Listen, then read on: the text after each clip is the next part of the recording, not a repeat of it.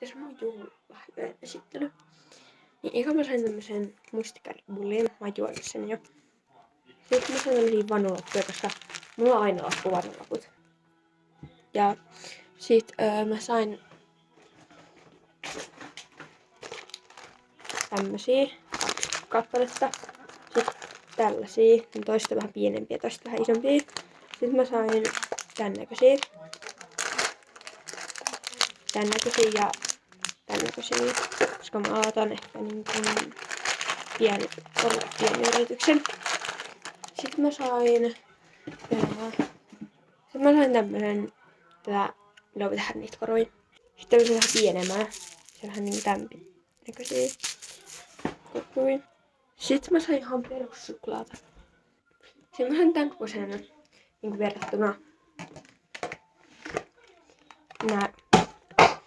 Täällä ei onneksi ole enää, mutta niinku verrattuna näihin. Ja tää on mun mielestä kaikista isoin niinku Garnierin semmosen poistoaine.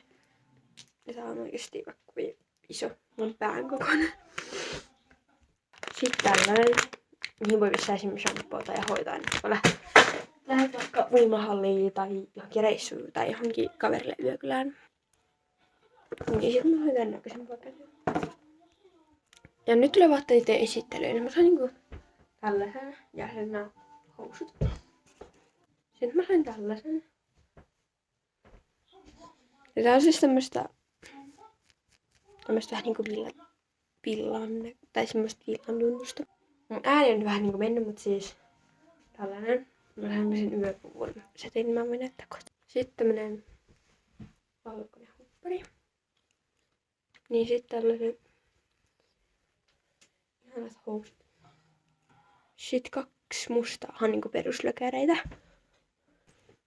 Ja tässä on nää, koska mulla on tämmöset siniset. Niin mä sain punaisen version sukkia. Sitten mä sain Laitilan, eikö siis niinku Kinoon 2. Sitten mä sain Normanin lahjakortin, missä 50. Me mennään niinku tänä viikolla. Tänä viikon toi lauantaina tai perjantaina normaalein nimittäin osteesta. Niin, mutta tässä oli tää video. Mä teen kohta Get Ready With Me, niin moikka!